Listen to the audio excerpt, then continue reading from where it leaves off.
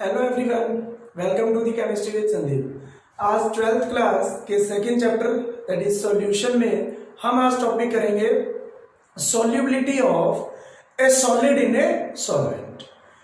आज हम बात करने वाले हैं solubility of a solid in a solvent के बारे में। तो फर्स्ट ऑफ ऑल, जब भी हम किसी सॉलिड को सॉल्यूट को एक लिक्विड सॉल्वेंट के अंदर हम क्या करते हैं, डिसॉल्व करते हैं, तो टाइम के साथ साथ सॉलिड सॉल्यूट उस सॉल्वेंट में डिसॉल्व होना स्टार्ट हो जाता है, घुलना स्टार्ट हो जाता है। अब जो हमारा सॉलिड सॉल्यूट है उसकी हम कंसंट्रेशन लेके चलते हैं ज्यादा, क्योंकि वो सॉलिड फॉर्म में है, मोर कंसंट्रेटेड है। कंसंट्रेशन का मतलब है कि उसके पार्टिकल कितने क्लोज हैं, एक दूसरे के कितने पास पास है।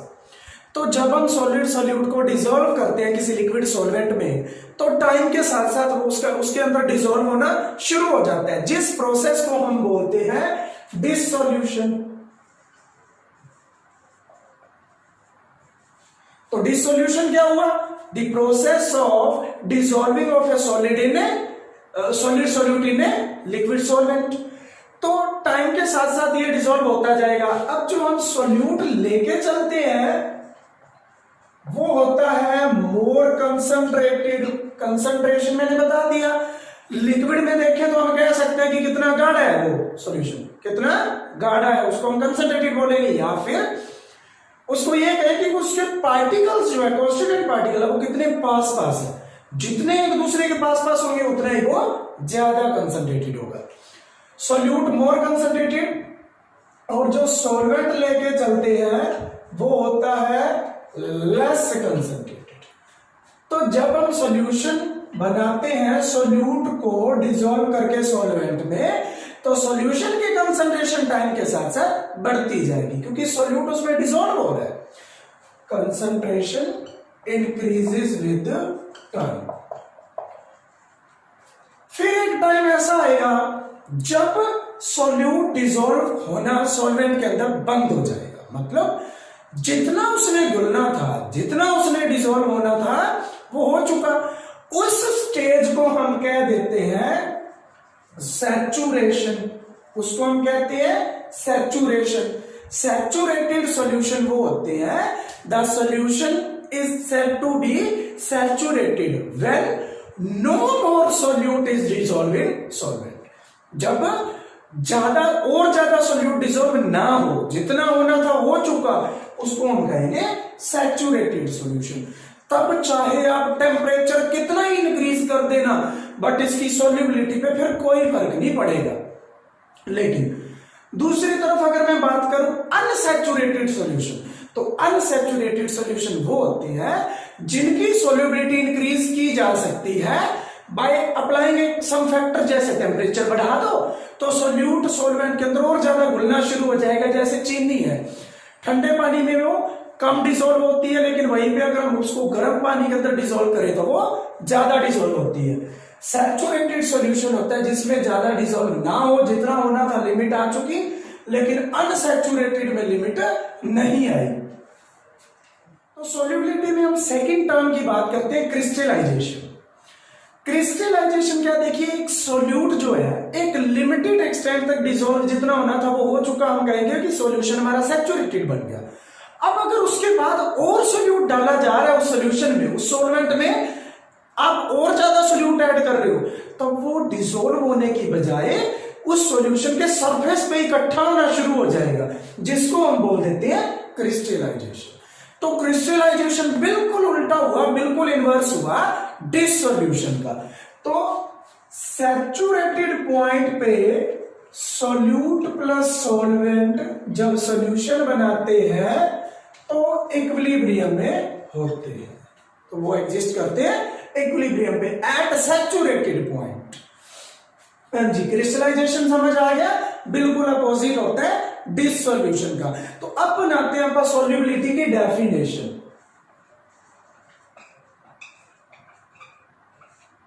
ध्यान रहे, ये सॉल्युबिलिटी सॉलिड की है इन लिक्विड। नेक्स्ट टॉपिक है solubility of gas in liquid. हम बात कर रहे हैं सॉलिड इन लिक्विड की। जब लिक्विड किसका काम करे? सॉल्वेंट का, और ये सॉल्यूट का। फर्स्ट लेक्चर में बताया था मैंने आपको 9 अल्कलाइन टाइप की सॉल्यूशन, तो ये है सॉलिड इन लिक्विड, तो सॉल्यूट यहाँ पे सॉलिड है और सॉल्वेंट लिक्विड है। तो डेफिनेशन क्या बनेगी, solubility of a solid in liquid is defined as the amount of solid in gram dissolved in 100 gram of liquid at a particular temperature। ये बनेगा, it is defined as the amount of solid, जो किसका काम कर रहे हैं, solute का, in grams, वो भी लिख लेते हैं, solute in grams, dissolved in 100 gram of liquid that is solvent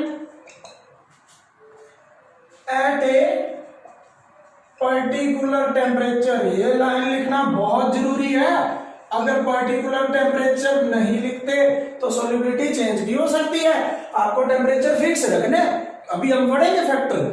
तो ये डेफिनेशन बनी सॉल्युबिलिटी की। हमने यहाँ पे अमाउंट लिया है ना, वेट लिया तो ग्राम के अंदर कह दिया, जहां पे गैस की बात करेंगे तो फिर वॉल्यूम की बात करेंगे, मास की बात हम नहीं करेंगे। अब बात करते हैं इनके फैक्टर्स अफेक्टिंग की, कि कौन कौन से ऐसे फैक्टर हैं जो अफेक्ट करते हैं solubility of a solid in solvent, solubility of a solid in a liquid solvent. उसके कौन कौन से फैक्टर हैं? फर्स्ट फैक्टर है nature of solute and solvent.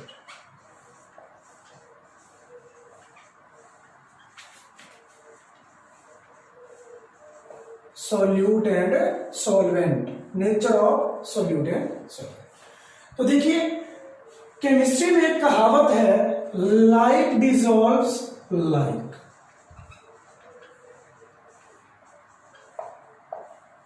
कि पोलर को ही डिसॉल्व अपने अंदर करेगा और non polar solvent non polar solute को ही अपने अंदर डिसॉल्व करेगा। तो सबसे पहले हम अगर बात करें आयनिक सॉलिड्स की, हम बात करें अगर आयनिक सॉलिड्स की, तो देखिए आयनिक सॉलिड किस नेचर के हैं? पोलर के। और अगर हमें सॉल्वेंट लेना है तो इनके लिए सॉल्वेंट पोलर लेना है, और पोलर सॉल्वेंट का बेस्ट एग्जांपल है वाटर। और आयनिक सॉलिड में अपन एग्जांपल ले लेते हैं NaCl का। तो जब हम NaCl मींस नमक, इसको वाटर के अंदर डिसॉल्व करते हैं तो ये वाटर के अंदर इजीली क्यों घुल जाता है वो देखते हैं। देखिए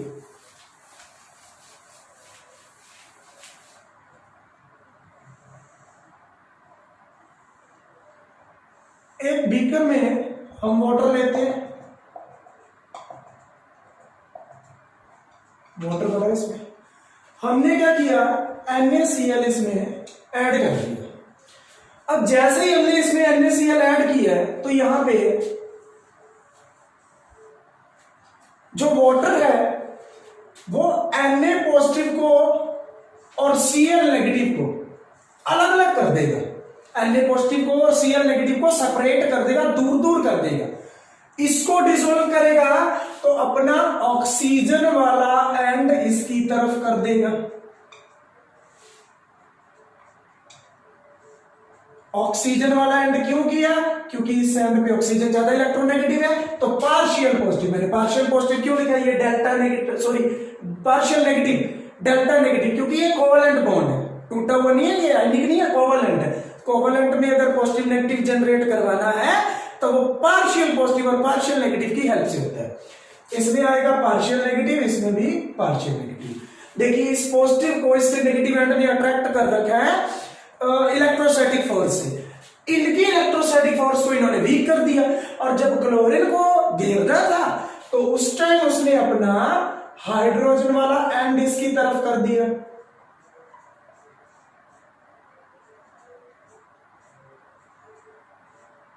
इस तरीके से, क्योंकि इस पे पार्शियल पॉजिटिव है, इस पे पार्शियल पॉजिटिव क्यों है? क्योंकि ऑक्सीजन पे पार्शियल नेगेटिव है, इसने डिसॉल्व किया। तो देखिए वाटर में Na पॉजिटिव को एक तरफ इकट्ठा कर लिया, Cl नेगेटिव को दूसरी तरफ इकट्ठा कर लिया।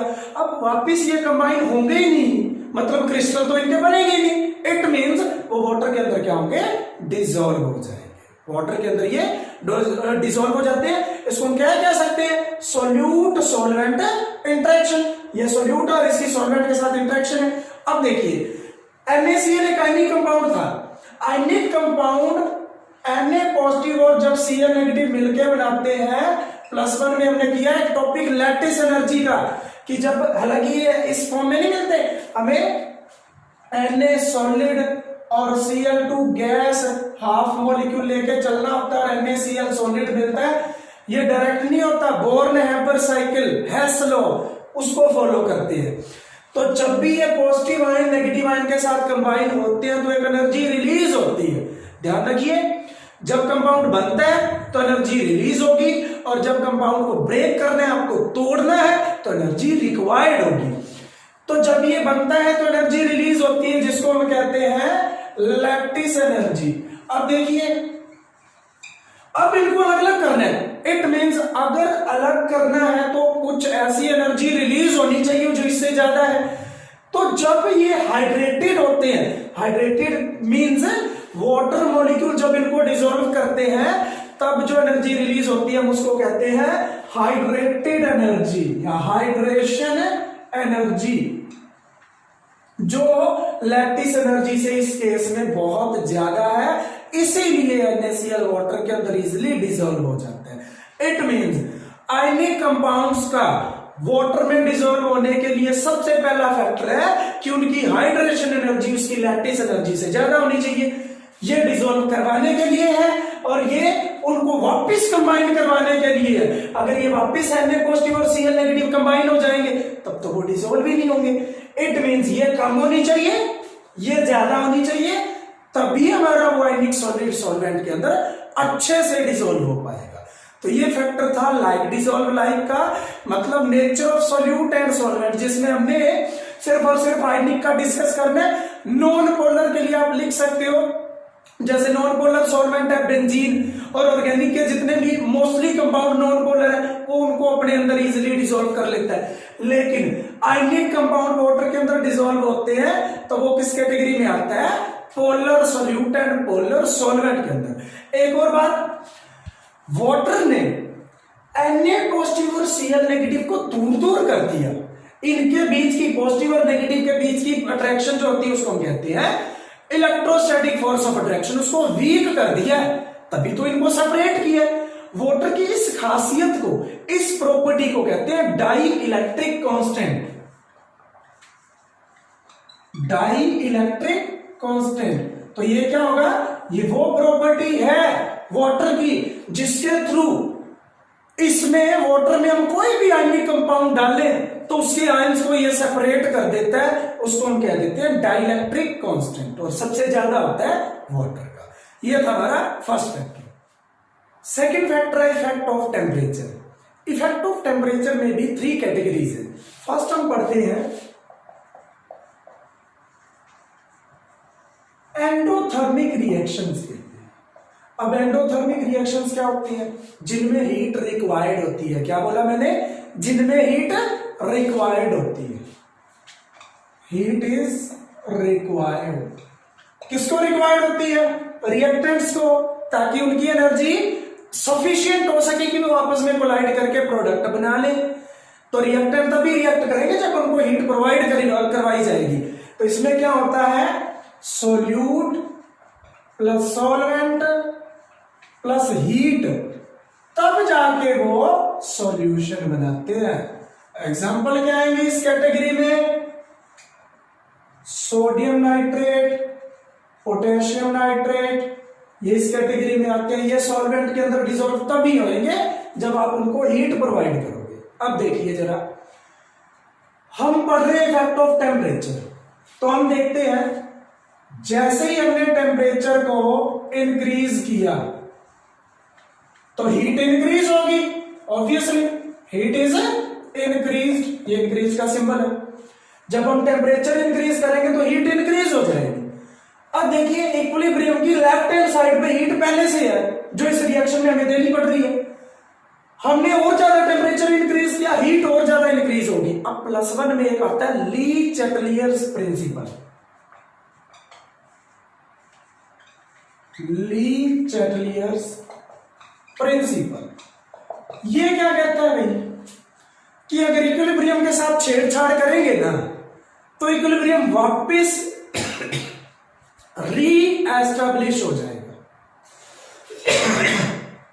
मींस हीट यहां पे है लेफ्ट साइड पे, हमने टेम्परेचर इंक्रीज किया, हीट और इंक्रीज होगी, मतलब लेफ्ट हैंड साइड पे एक फैक्टर है जो बढ़ गया।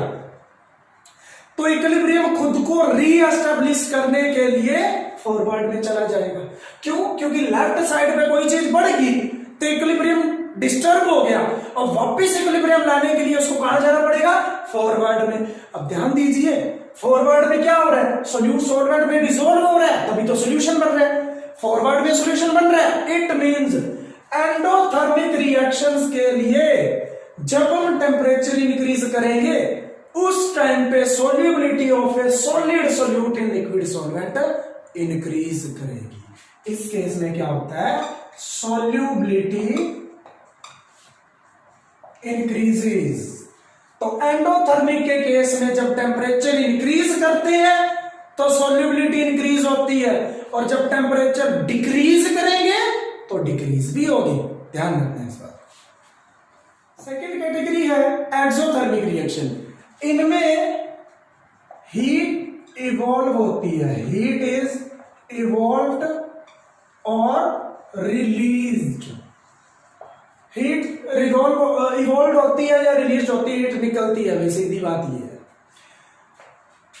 सोल्यूट प्लस सॉल्वेंट जब मिलके सॉल्यूशन बनाएंगे तो हीट निकलेगी, मतलब प्रोडक्ट की साइड पे आएगी हीट। इसके एग्जांपल क्या है इस कैटेगरी में? Lithium carbonate Li2CO3, sodium carbonate monohydrate. ये जो डॉट H2 होता है ना, इसको कहते हैं वाटर ऑफ क्रिस्टलाइजेशन। इसकी वजह से कंपाउंड हमारा कई बार कलर शो करता है। Na2CO3 और सीरियम सल्फेट Ce2SO4 ये होंगे। अब देखिए इस केस में जब आप टेम्परेचर इंक्रीज करोगे तो हीट भी इंक्रीज होगी। अब हीट हुई किस साइड इंक्रीज है? पहले किस साइड है? राइट साइड में। तो राइट साइड में कोई क्वांटिटी इंक्रीज हुई है तो इक्विलिब्रियम डिस्टर्ब हो गया, तो वो अपने आप को री एस्टैब्लिश करने के लिए बैकवर्ड में आएगा, और बैकवर्ड में तो सोल्यूबिलिटी कम हो रही है, सोल्यूट और सॉल्वेंट अलग अलग हो रहे हैं, घुल तो नहीं रहे। It means when temperature is increased, heat is increased. किस कैटेगरी में? एक्सोथर्मिक में। Then according to Le Chatelier's principle, solubility decreases. और अगर टेम्परेचर डिक्रीज कर देते हैं इस केस में तो सोल्यूबिलिटी इंक्रीज हो जाएगी। पीछे उल्टा केस था, टेम्परेचर इंक्रीज करने से बढ़ रही थी पीछे, और टेम्परेचर डिक्रीज करने से कम हो रही थी। यहां उल्टा, टेम्परेचर बढ़ाने से कम होगी, टेम्परेचर कम करने से ज्यादा होगी। तो ध्यान रखना। अब अगर हम बात करें इनके सोल्यूबिलिटी कर्व की, तो अगर इनका एक कर्व बनाए, मतलब ग्राफ बनाए, वाई एक्सिस पे अगर हम लेके चले सोल्यूबिलिटी और इस एक्सिस पे लेके चले टेम्परेचर, तो कुछ केसेस हैं जिनकी सोल्यूबिलिटी देखिए जीरो टेम्परेचर पे भी कुछ ना कुछ हो सकती है। मान लो यहां तक है तो वो इंक्रीज होएगी। ये अलग अलग केसेस हैं कि NO3 की अलग होगी, NaNO3 की अलग होगी, क्योंकि देखिए आयंस का साइज अलग अलग है। आयंस का साइज अलग है तो वाटर उनको कितना इजिली डिसॉल्व कर पाता है, कितना इजिली घेर पाता है, वो भी उनके लिए अलग अलग होगा। इट मीन सोल्यूबिलिटी भी हर एक कंपाउंड की अलग अलग है। मैं एक जनरल एग्जांपल ले रहा हूं, NaNO3 का एग्जांपल ले लेते हैं, जिनकी सोल्यूबिलिटी क्या करनी है? इंक्रीज होगी टेम्परेचर बढ़ाने से। लेकिन दूसरी तरफ यहां से अगर शुरू करें हम यहां से, तो ये हम एग्जांपल ले लेते हैं Ce2SO4 और भी बहुत एग्जांपल है, यहाँ पे बहुत कर्व आ सकते हैं, लेकिन एक जनरल एग्जांपल ले रहे हैं। ये वो कंपाउंड जो एंडोथर्मिक कैटेगरी में आता है, और ये वो है जो एक्सोथर्मिक में। ये देखिए जैसे जैसे टेम्परेचर इंक्रीज हो रहा है, इसकी सॉल्युबिलिटी नीचे की तरफ आ रही है और इसकी सॉल्युबिलिटी ऊपर की तरफ जा रही है। तो ये है सॉल्युबिलिटी कर्व इन टू कैटेगरीज के लिए। अब अगर हम थर्ड कैटेगरी की बात करें, थर्ड कैटेगरी में ना तो सॉल्युबिलिटी इंक्रीज होगी और ना ही डिक्रीज होगी, थोड़ी सी इंक्रीज होगी, एक टेम्परेचर आएगा उसके बाद फिर से डिक्रीज हो जाएगी। लेकिन इसमें क्या होने वाला है, इसमें एक ऐसा टेम्परेचर आएगा जब वन पॉलीमॉर्फिक फॉर्म एक अनदर या वन क्रिस्टलाइजेशन फॉर्म दूसरी क्रिस्टलाइजेशन फॉर्म के अंदर कन्वर्ट हो जाएगी। इसमें हम एक बात करते हैं ट्रांजिशन टेम्परेचर की। तो ट्रांजिशन टेम्परेचर है the temperature at which one crystallization form या crystalline form of a compound is converted into another form में। जैसे हम एग्जांपल लें सोडियम सल्फेट डॉट 10H2, इस ये ऑर्डर ऑफ क्रिस्टलाइजेशन है।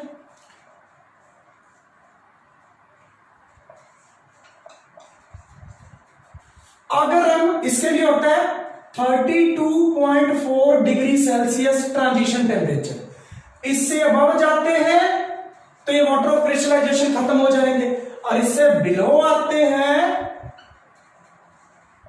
तो ये रिएक्शन इस तरफ जाएगी। थर्ड कैटेगरी ये है जिनमें ना तो सोल्युबिलिटी ज्यादा इंक्रीज होती है और ना ही डिक्रीज होती है, एक लेवल पे इंक्रीज होकर फिर डिक्रीज हो जाएगी। लेकिन वो इसमें ज्यादा इंपॉर्टेंट बात नहीं है कि इंक्रीज होकर डिक्रीज हो जाती है। इंपॉर्टेंट बात ये है इस कैटेगरी में एक टेम्परेचर आता है जिसको हम कहते हैं ट्रांजिशन टेम्परेचर, जिसपे वन क्रिस्टलाइन फॉर्म अनदर में कन्वर्ट हो जाती है। ये हाइड्रेटेड फॉर्म है जिसके अंदर वाटर है, इसको कहते हैं वाटर ऑफ क्रिस्टलाइजेशन। इसमें हाइड्रेटेड नहीं है, इसको हम कहते हैं एनहाइड्रस फॉर्म, जिसके अंदर वाटर है ही नहीं, एनहाइड्रस। और ये है क्रिस्टलाइन फॉर्म।